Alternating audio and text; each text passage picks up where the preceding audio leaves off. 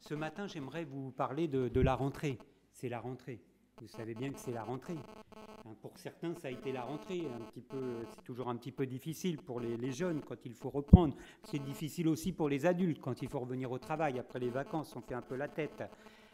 Mais c'est la rentrée aussi à l'église. On est tous de retour. Les vacances, c'est terminé. On a eu cette petite pause qui nous fait du bien, qui est importante.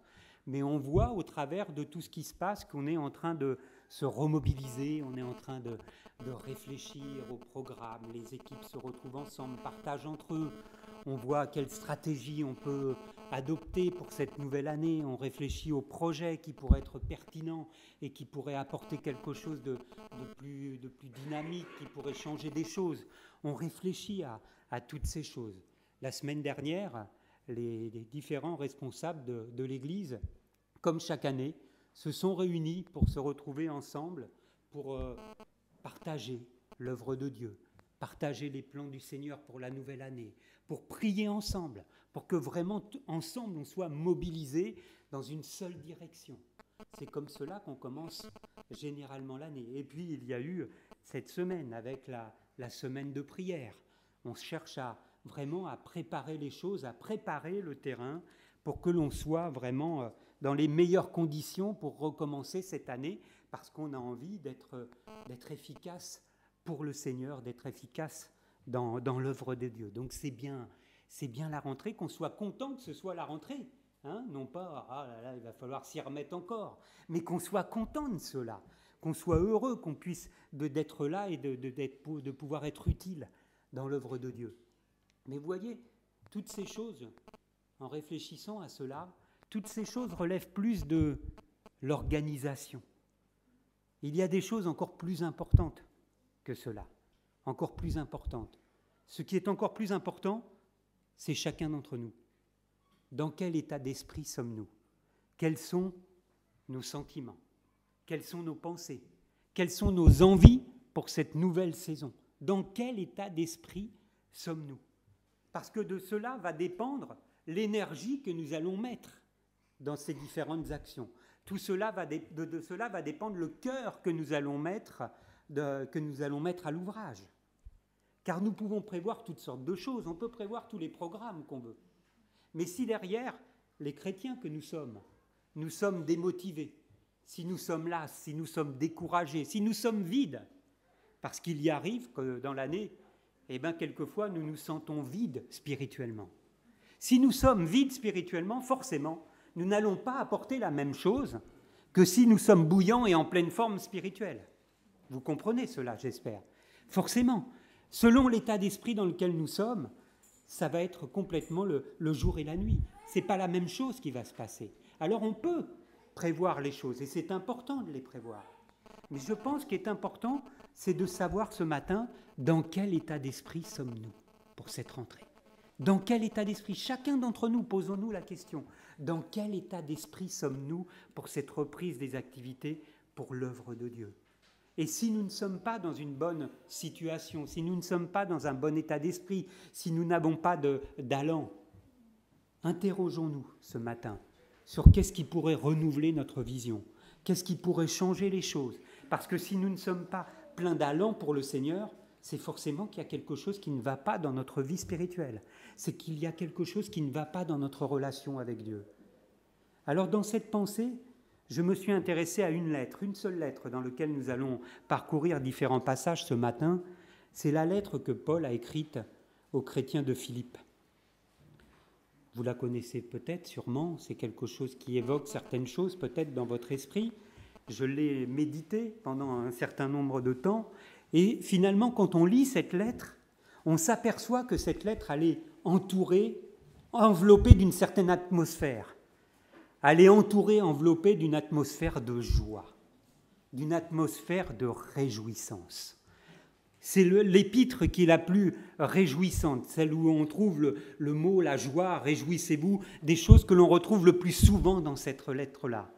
Finalement, même le texte d'or que nous pourrions retenir, donc c'était vraiment cette pensée-là, dans quel état d'esprit sommes-nous ce matin? On peut être soit en traînant les pieds, ou on peut être plein de dynamisme. Mais pour trouver ce dynamisme, C'est tout à fait cette pensée que l'on retrouve dans cet épître de Paul. Le texte d'or, le texte principal que l'on retient de cet épître, qui se trouve un peu plus loin dans les chapitres, nous dit « Réjouissez-vous dans le Seigneur ». Réjouissez-vous dans le Seigneur. Je le répète, réjouissez-vous dans le Seigneur. Est-ce que nous nous réjouissons dans le Seigneur? Est-ce que nous nous réjouissons d'appartenir au Seigneur? C'est quelque chose de déterminant, frères et sœurs. Parce que lorsque la joie habite nos cœurs, lorsque la joie anime nos cœurs, eh bien tout est différent. Il suffit de voir quelqu'un qui est en forme spirituellement, de voir le dynamisme qu'elle apporte, de voir la joie qu'il y a lorsque nous voyons certains de nos frères et sœurs qui sont amenés à chanter, à conduire la louange. Quand nous voyons certaines joies sur les visages, cela entraîne les autres dans leur sillage. La joie est quelque chose d'important. Tout est différent si nous sommes habités de cette joie. Et que nous puissions attaquer cette reprise de nos activités avec ce même sentiment, frères et sœurs. Réjouissons-nous. Trop souvent, nous ne nous réjouissons pas. Réjouissons-nous de ce que nous avons dans le Seigneur. La Bible nous dit que nous sommes sauvés. Réjouissons-nous d'être sauvés. Réjouissons-nous de ce que nos noms sont inscrits dans le livre de vie. Réjouissons-nous de savoir que nos vies sont entre les mains du Seigneur, quels que soient les événements par lesquels nous passons, parce que chacun d'entre nous passons par des moments difficiles. La vie est ainsi faite. C'est l'état même de l'être humain. Réjouissons-nous pour autant de ce que nous savons que Dieu est avec nous, de ce que Dieu tient nos vies dans sa main, qu'il nous accompagne dans toutes les circonstances de nos vies. Trop souvent, nous baissons la tête parce qu'il nous arrive quelque chose. Mais au lieu de cela, relevons la tête. Réjouissons-nous. Nous appartenons au Seigneur, frères et sœurs. Nous devons voir dans l'Église des visages qui sont joyeux. Nous devons manifester notre confiance dans le Seigneur, quelles que soient les circonstances par lesquelles nous passons. Quelles que soient. Moi, c'est des témoignages qui m'ont marqué dans ma vie spirituelle, de penser à des personnes qui vivaient des situations dramatiques. Et lorsque je les appelais pour les encourager, lorsque j'avais raccroché, c'est eux qui m'avaient encouragé. C'est eux qui m'avaient encouragé, des personnes qui étaient atteintes d'un cancer, qui étaient à quelques semaines de la mort, des personnes qui vivent dans des situations, mais avec des enfants qui sont en situation difficile. Vous appelez, et ils ont tellement cette conscience d'appartenir au Seigneur, que c'est eux qui vous encouragent. C'est eux qui vous font du bien. Et nous, chacun pour notre part, nous pouvons connaître cette situation.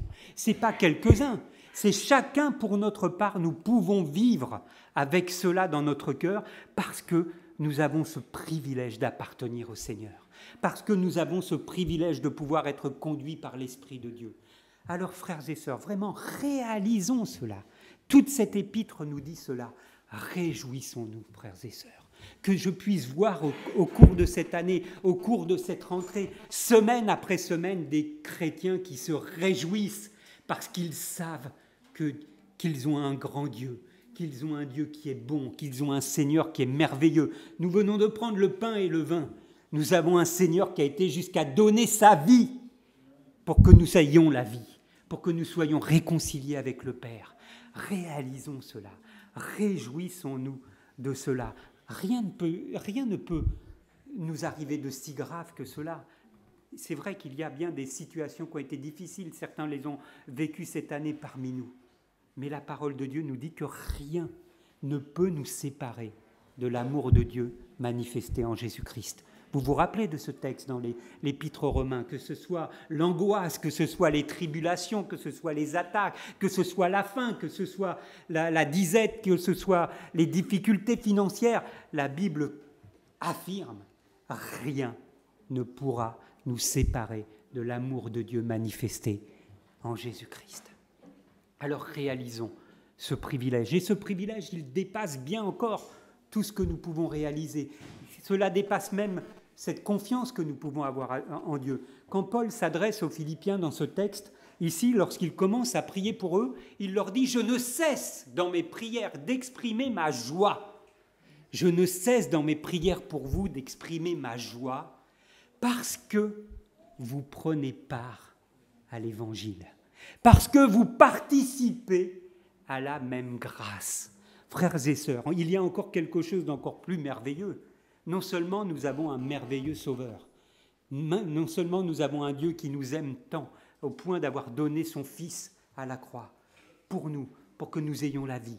Mais en plus de cela, Dieu nous fait la grâce de pouvoir prendre part à l'Évangile. Comme le disait tout à l'heure Blanchard, que nous puissions être acteurs.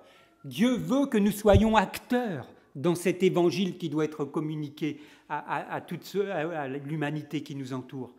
Dieu veut que nous soyons acteurs. Et Paul priait avec joie pour ces chrétiens parce qu'il réalisait qu'ils avaient pris part à l'Évangile, qu'ils avaient compris que non seulement ils avaient un grand Dieu, mais que désormais ils étaient rentrés dans cette dimension d'être actifs pour communiquer la bonne nouvelle, pour communiquer l'Évangile autour d'eux. Et nous aussi, frères et sœurs, réalisons le privilège que Dieu nous a fait.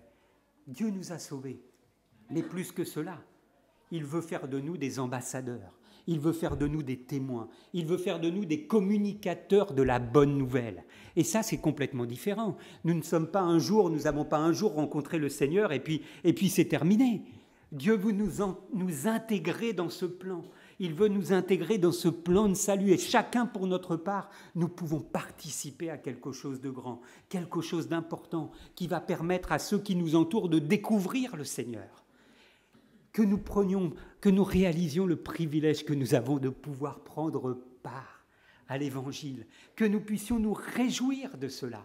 Dieu ne veut pas que nous soyons spectateurs, il veut nous intégrer dans cela, il veut que nous soyons complètement acteurs de cet Évangile qui doit être communiqué. Et je crois que c'est vraiment quelque chose d'important que nous réalisions. Nous ne venons pas le dimanche matin simplement comme une contrainte, comme quelque chose d'habituel. Nous venons ici pour nous ressourcer afin de pouvoir communiquer cette bonne nouvelle. Parce que dans cet épître, Paul fait comprendre aux chrétiens qu'en tant que participants, nous avons une mission.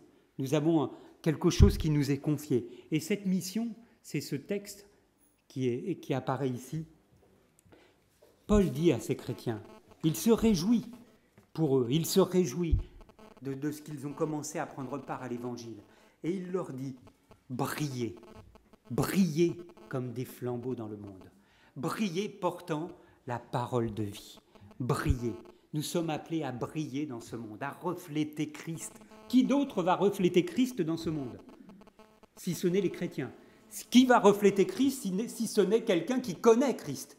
Qui peut refléter Christ que quelqu'un qui a reçu Christ dans sa vie? Nous sommes appelés à briller, à refléter Christ et à porter la parole de vie.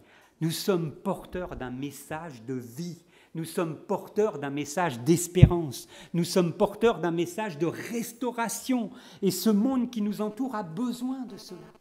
Et ce monde qui nous entoure a besoin de cela. Il a besoin de nous.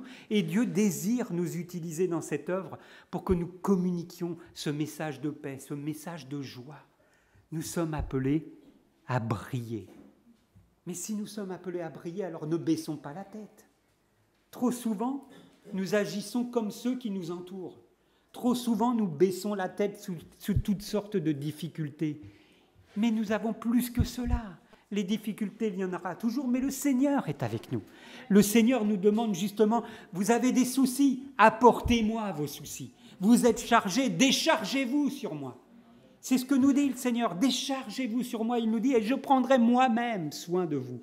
Ces soucis, laissons-les de côté, laissons briller Jésus en nous, laissons cette joie de Jésus nous remplir, nous habiter, pour que ceux qui nous entourent réalisent qu'il y a une force plus grande que l'être humain, une force plus grande que de régler les problèmes par soi-même.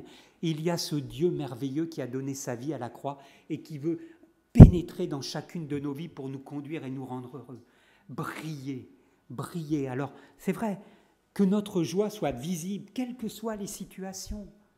Qu'est-ce qu'il y a de plus frappant que de voir quelqu'un qui est dans la difficulté, qui est dans la joie? C'est un témoignage explosif d'imaginer quelqu'un qui passe par des difficultés. Vous savez qu'il est malade, vous savez qu'il a des difficultés dans sa vie personnelle, vous savez qu'il a des difficultés dans le boulot, mais quand vous le voyez, vous savez qu'il est joyeux. Il vous apporte quelque chose. Et ça, c'est un témoignage qui dépasse tout. Parce que derrière cela, il n'y a qu'une force extérieure qui peut provoquer cela. Et c'est un témoignage extraordinaire à la gloire de Dieu que nous donnons au travers de cela. Briller. Alors briller, mais comment? Évidemment, parce que ce n'est pas le tout de le dire, de briller. Hein? Moi, j'ai tendance à dire, on n'est pas des lumières, pour autant. Alors comment va-t-on faire pour briller? Eh oui, parce que par nous-mêmes, il n'y a pas forcément grand-chose d'attirant au travers de notre attitude, au travers de notre comportement, de notre caractère. Et il n'y a peut-être pas grand-chose, malgré la bonne volonté, il n'y a peut-être pas grand-chose qui pourrait attirer le monde en difficulté, le monde en détresse, ceux qui nous entourent. Alors comment? Comment briller? Paul nous le dit dans cette épître, dans cette lettre aux Philippiens. Il leur dit tout simplement, ayez en vous les sentiments qui étaient en Jésus-Christ. Nous n'avons rien d'attirant par nous-mêmes, rien qui puisse être une force d'attraction. Mais si nous ressemblons à Christ, si nous ressemblons à notre Seigneur, je peux vous dire, frères et sœurs, que oui, nous allons attirer. Oui, nous allons attirer l'attention. Oui, nous allons attirer ceux qui nous entourent, si nous avons les sentiments qui étaient en Jésus-Christ. C'est vraiment quelque chose, un objectif que nous devons avoir, un objectif primordial dans notre vie de tous les jours, être habité des sentiments qui étaient en Jésus-Christ. C'est ce que décrit Paul dans cette épître, avoir les sentiments de Jésus-Christ. Et encore une fois, avoir les sentiments de Jésus, ce n'est pas quelque chose qui s'autoproclame. Vous ne pouvez pas dire à partir de demain, je vais être habité des sentiments qui étaient en Jésus-Christ. Encore faut-il les découvrir, ces sentiments. Parce qu'il ne suffit pas de venir à l'église pour dire que ça y est, je suis habité du Christ. Encore faut-il méditer, être en communion avec le Seigneur, pour que petit à petit, jour après jour, semaine après semaine, mois après mois, que le Seigneur nous imprègne, nous remplisse de ses pensées, de son caractère, de ses sentiments. Nous avons besoin vraiment de consacrer notre temps à cela. Nous avons besoin d'apprendre à connaître notre Seigneur, apprendre à passer du temps avec lui. Nous devons absolument, c'est ce qui va nous permettre de voir si nous grandissons dans la foi, si nous grandissons dans notre marche spirituelle.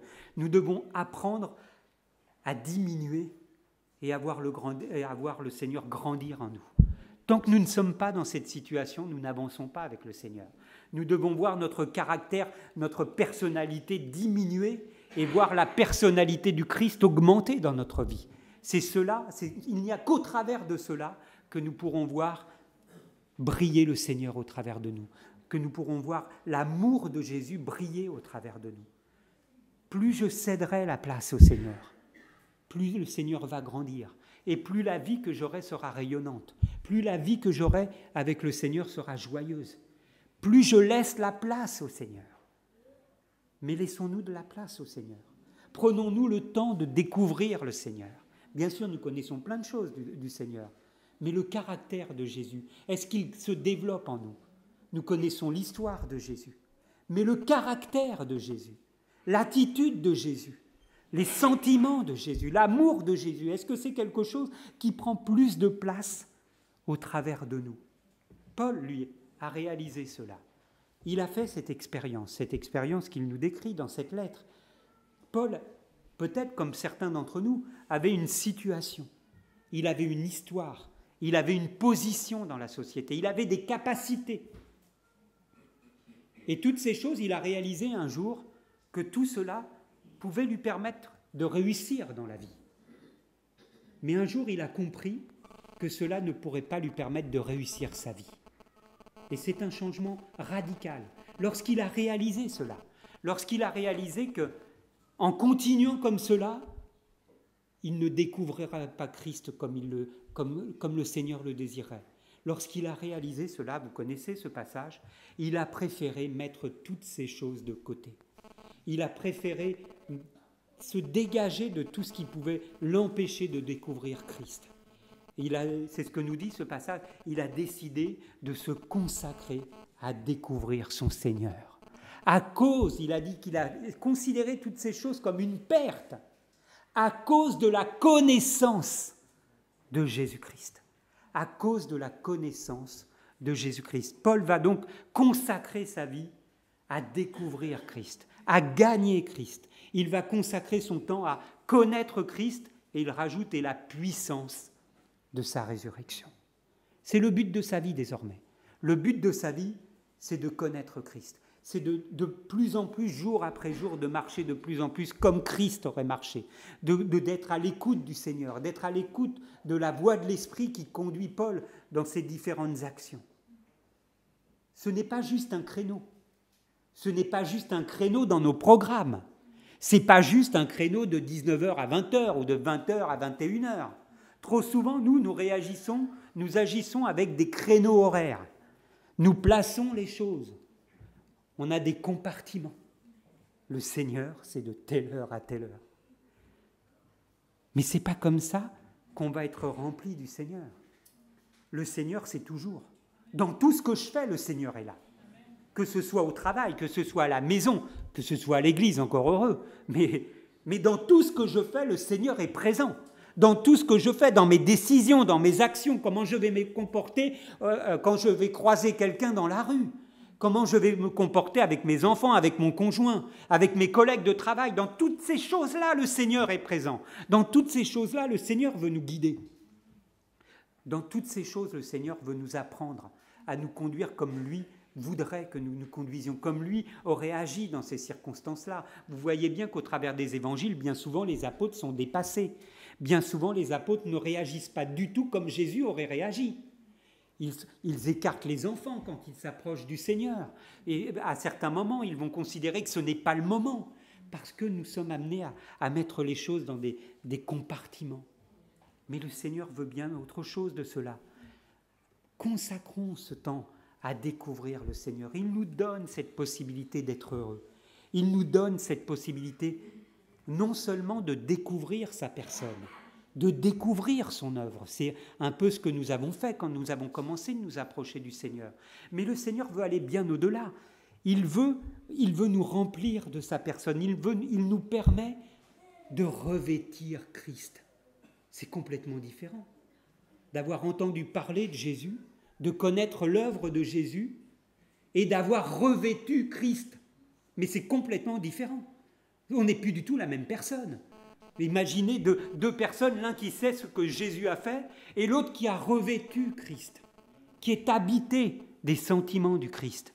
Mais ça doit être notre motivation première. Ça doit être quelque chose qui doit nous motiver, mais qui doit nous remplir de joie, qui doit nous donner une détermination sans faille. Le Seigneur nous permet de le revêtir, de revêtir sa personne, de revêtir ses sentiments, que nous puissions consacrer notre vie à cela.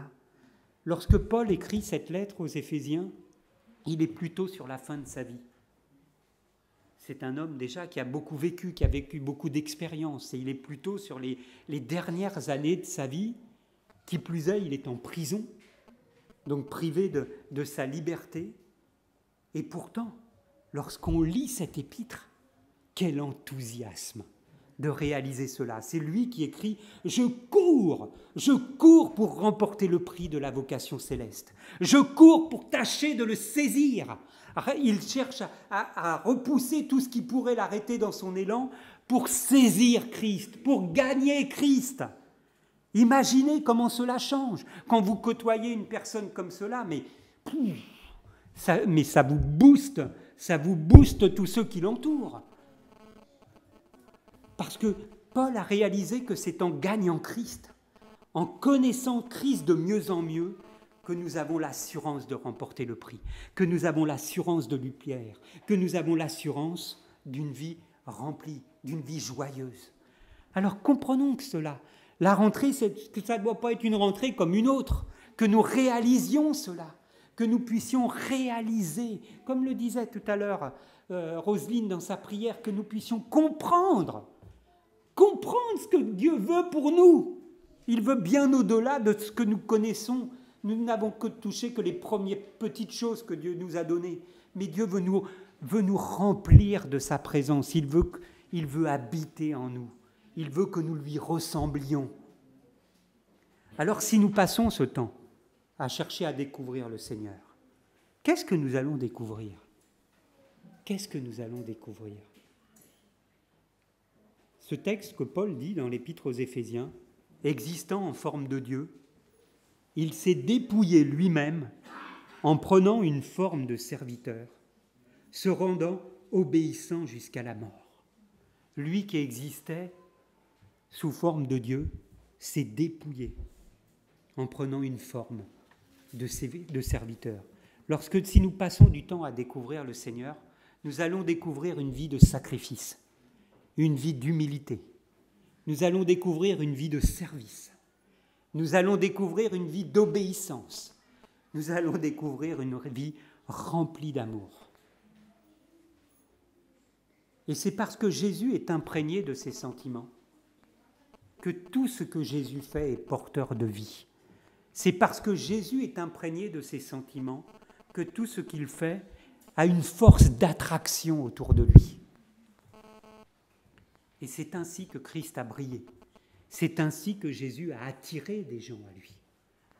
C'est ainsi que Jésus a accompli notre salut.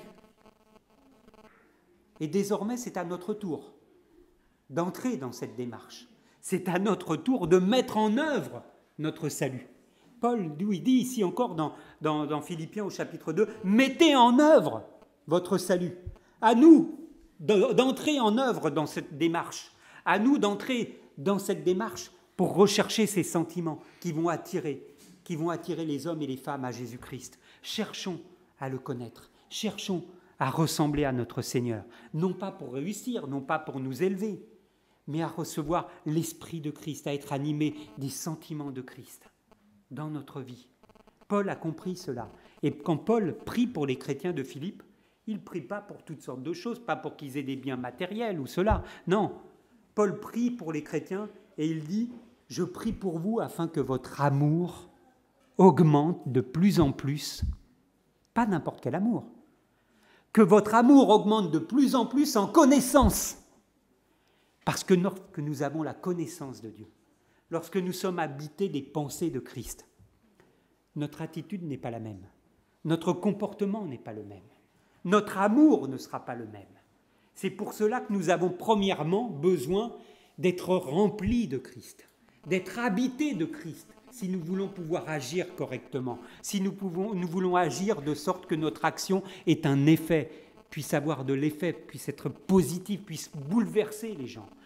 C'est pour cela que Paul dit que votre amour augmente de plus en plus en connaissance, afin que vous soyez irréprochables et remplis du fruit de l'Esprit, mais avant tout en connaissance, que vous puissiez comprendre ce que Jésus attend de vous, comment vous pouvez être habité du Seigneur.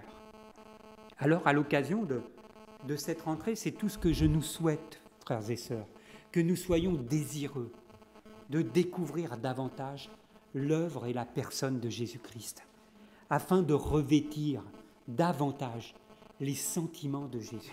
Ça doit être l'objectif premier d'un chrétien, de ressembler à Christ. Vous vous rendez compte ? On nous fait l'honneur de nous appeler chrétiens. Chrétiens. Hein ? Vous vous rendez compte ce que ça veut dire ? Nous, souvent, on galvaude ce mot. On ne réalise même pas ce que ça veut dire. Mais on est en train de dire qu'on ressemble à Christ en nous appelant chrétiens. Et alors que nous ne cherchons même pas forcément à lui ressembler.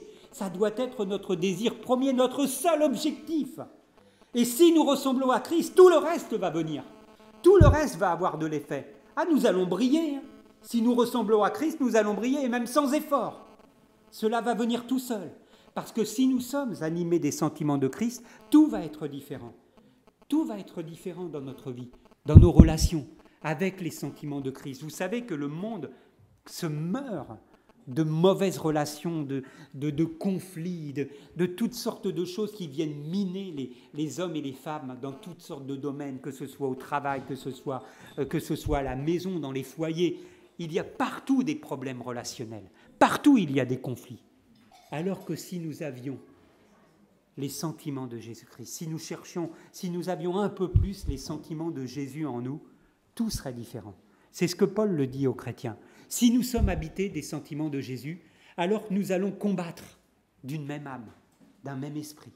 Si nous sommes habités des sentiments de Christ, alors nous ne ferons plus rien pour notre propre intérêt. Et oui, trop souvent, nous recherchons notre intérêt. Nous recherchons à voir comment nous pouvons tirer profit de telle situation. Nous avons du mal à travailler ensemble pour l'œuvre de Dieu. Mais si nous sommes habités des sentiments de Jésus-Christ, tout va dans le bon sens. Tous les conflits se règlent. Parce que nous ne recherchons plus à nous placer au-dessus des autres. Si nous sommes habités des sentiments de Jésus, La Bible, Paul nous dit encore dans Philippiens, nous considérerons les autres comme étant au-dessus de nous-mêmes. Nous allons commencer à rechercher l'intérêt de l'autre avant de rechercher notre propre intérêt. C'est tout ce que Paul explique ici dans cet épître. Si nous sommes habités des sentiments de Jésus, alors nous rechercherons uniquement ce qui est digne de louange. Nous rechercherons ce qui va plaire au Seigneur. Combien de bénéfices nous pouvons retirer de cette recherche, de cette connaissance de Jésus. Nous en aurons des bénéfices dans toutes sortes de choses. Voilà une résolution qui va avoir du poids, une résolution qui va compter, une résolution qui va avoir des effets dans notre vie, dans tous les domaines de notre vie. Paul, lui, a compris cela. Il a appris ces choses de Christ. Il l'a appris dans la communion du Christ. Vous savez qui était Paul ? Paul était un homme violent. C'était un homme impatient. Mais dans la communion du Christ, en regardant l'œuvre du Seigneur, en recherchant la communion, nous dit Paul, en recherchant la communion de ses souffrances. On n'aime pas souffrir, nous, on aime tout ce qui est un obstacle pour nous, on le considère comme quelque chose de négatif. Mais même dans la souffrance, il y a des choses à apprendre du Seigneur. Dans la communion de ses souffrances, en devenant conforme à sa mort, nous dit Paul, en cherchant à ressembler à Christ. Paul a appris beaucoup de choses du Seigneur. Paul a appris du Seigneur. Il a appris, nous dit-il, à être content dans l'état où je me trouve. Nous avons besoin d'apprendre, frères et sœurs. Chacun d'entre nous, nous avons besoin d'apprendre à être content dans l'état dans lequel je me trouve, pas uniquement de l'état quand tout va bien. Paul le dit, j'ai appris à être dans l'abondance et à être pour autant à être reconnaissant du Seigneur, à être dans la joie, pas m'écarter du Seigneur pour autant, mais il a appris aussi à être dans la disette, dans la difficulté, dans la faim. Il a appris ces choses dans cette communion avec les souffrances du Christ, en cherchant à être conforme à sa mort. Il a appris à être content de l'état dans lequel je me trouve. Il a appris également à ne pas être effrayé par les circonstances. C'est ce qu'il écrit aux Philippiens. Ne soyons pas effrayés par les circonstances, qu'elles soient bonnes ou mauvaises. Notre vie est entre les mains du Seigneur. Et Paul le dit d'ailleurs aux Philippiens que de ne pas être effrayé par les circonstances, c'est un témoignage extraordinaire pour ceux qui nous regardent. C'est un témoignage extraordinaire de voir que malgré la difficulté, nous sommes dans la paix, parce que nous savons que quelqu'un veille sur nous. Il a appris ces choses-là, simplement, dans la communion du Seigneur. Et même, il rajoute, même c'est une grâce de souffrir pour Christ. Et même si Christ devait nous permettre de passer par un moment difficile, c'est une grâce de souffrir pour Christ, parce que même dans cette souffrance-là, il y aura encore un témoignage puissant pour ceux qui nous regardent. Il a appris. Il a appris également à se confier en Dieu. Vous connaissez, tout le monde connaît ce passage. Ne vous inquiétez de rien, mais en toute chose, faites connaître vos besoins à Dieu par des prières, des supplications, avec action de grâce. Et la paix de Dieu, qui surpasse toute intelligence, viendra dans vos cœurs. Il a appris à se confier dans le Seigneur. Et ce qui est beau, c'est que même son emprisonnement, il le vit positivement. Il est privé de liberté. Mais pourtant, son emprisonnement, il le voit comme une occasion de progrès pour l'Évangile. Il va saisir toutes les occasions possibles pour témoigner à ceux qui sont autour de lui. Et il le dit, tous ceux qui sont autour de moi ont entendu parler de Christ. Tous ceux qui sont autour de moi savent pourquoi j'ai été emprisonné. Il a pu leur témoigner, il a pu leur parler de la grâce de Dieu, de ce que Dieu voulait faire dans leur vie. Paul a partagé ces choses avec eux. Et même, nous dit-il, même les frères et sœurs ont été encouragés en voyant son attitude en prison. Ils ont été encouragés dans leur foi. Ils ont été encouragés eux-mêmes à témoigner en voyant l'attitude de Paul en prison. C'est formidable cela, formidable. Et Paul donc peut dire ici, dans ce passage, dans un autre passage, il nous dit « Je puis tout par celui qui me fortifie ». Hein, c'est la parole vivante qui dit « Je puis tout dans la communion de celui qui est la source de ma force. » Je puis tout dans la communion de celui qui est la source de ma force. Mais encore faut-il que je sois en communion. Mais Paul a appris ces choses-là. Il a appris ces choses-là. Il a appris ces choses-là du Seigneur. C'est formidable, ce que nous pouvons apprendre du Seigneur. Que les circonstances de la vie ne deviennent pas un obstacle. Mais il a appris en se confiant, en ayant Jésus, à avoir cette relation avec le Seigneur. Il a appris à vivre toutes sortes de circonstances. Quelles que soient les circonstances de la vie, désormais c'est un homme différent.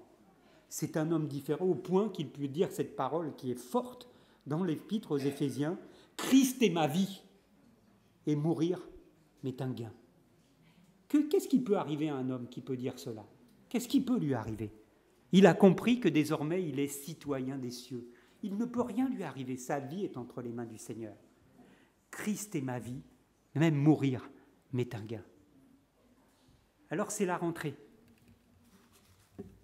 Que ça puisse être pas n'importe quelle rentrée pour chacun d'entre nous, frères et sœurs. Parce que cette rentrée, nous allons prendre part à l'Évangile. Nous allons participer à la diffusion de la bonne nouvelle. Que nous puissions avoir de la joie, que nous puissions nous réjouir de pouvoir être participants de cela. Dieu a prévu de nous utiliser. Dieu a prévu de placer sur notre chemin des occasions. Pas simplement quand je viens à l'église, hein, des occasions. Peut-être là, quand je vais reprendre le métro, peut-être avec un collègue de travail, quelqu'un de ma famille. Dieu va placer des occasions. Il nous donne cette possibilité de prendre part à cet évangile. Alors réjouissons-nous, baissons pas la tête en nous disant « Ah là là, il y a encore eu des difficultés cette semaine. » Non, le Seigneur est avec nous. Ce n'est pas du tout la même chose. Nous allons marcher encore jour après jour, semaine après semaine avec le Seigneur. Réjouissons-nous de ce que nous savons que Dieu est avec nous. Réjouissons-nous de ce que Dieu va nous permettre d'être utilisés dans son œuvre. Réjouissons-nous jour après jour de ce que nous pouvons nous confier en lui. De chacune de ces difficultés, nous pouvons les apporter dans la prière. Réjouissons-nous de ce que nous apprenons du Seigneur. Parce que jour après jour, le Seigneur nous apprend des petites choses qui vont nous aider encore à grandir. Réjouissons-nous à chaque fois que nous avons agi comme le Seigneur voulait que nous agissions. Réjouissons-nous de cela, partageons ces choses-là avec le Seigneur, partageons-le avec nos frères et sœurs, réjouissons-nous de tout ce que le Seigneur nous offre. Nous avons vraiment toutes sortes d'occasions de nous réjouir. Nous sommes appelés à briller comme des flambeaux, pas, encore une fois, pas à baisser la tête, nous sommes appelés à briller, non pas par nous-mêmes, non pas par nos propres forces, mais Christ en nous. Réjouissons-nous de cette grâce que Dieu nous fait, de pouvoir être des ambassadeurs, de pouvoir être des témoins. Mais pour cela, nous avons besoin de changer de cap. Pour cela, nous avons besoin de consacrer notre vie, de consacrer notre énergie à découvrir Christ, à connaître notre Seigneur, à apprendre de notre Seigneur, à gagner Christ, comme le dit Paul. Ce n'est pas un nouveau chrétien qui est en train de le dire, hein. Ce n'est pas quelqu'un qui vient de passer par les eaux du baptême ou qui est en train de faire les entretiens de baptême. Paul dit qu'il consacre sa vie pour gagner Christ, afin que Christ anime notre vie, afin que nous puissions être imprégnés des sentiments, des pensées de Jésus-Christ, afin qu'il transforme notre vision de la vie. Et si nous faisons cela, alors nous allons briller. Alors nous allons briller, nous brillerons.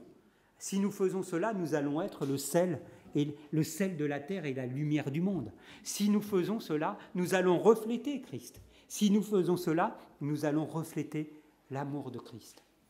Je crois que c'est un beau programme pour l'année.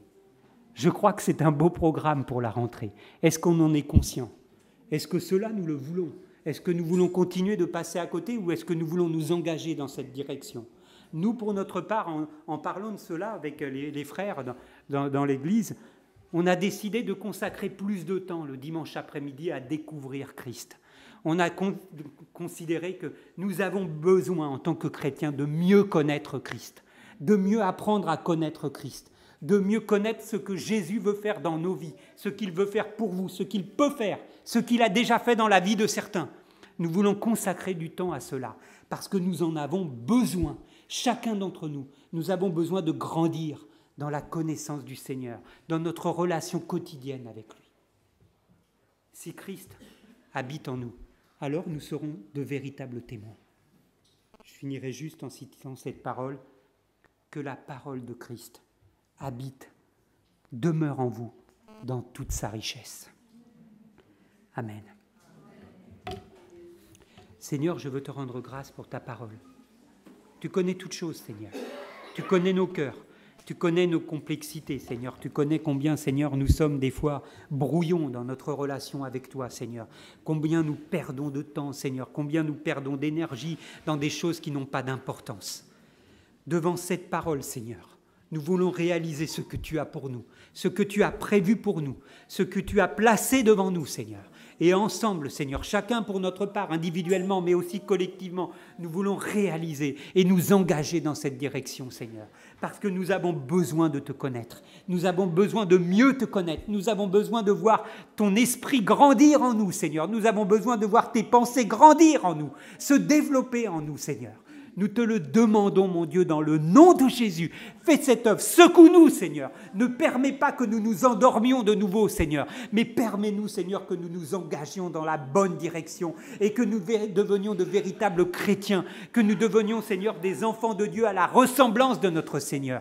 Manifeste ta grâce, Seigneur. Je te le demande, dans le nom de Jésus. Je te supplie pour cela, de visiter nos cœurs par ton esprit, Seigneur.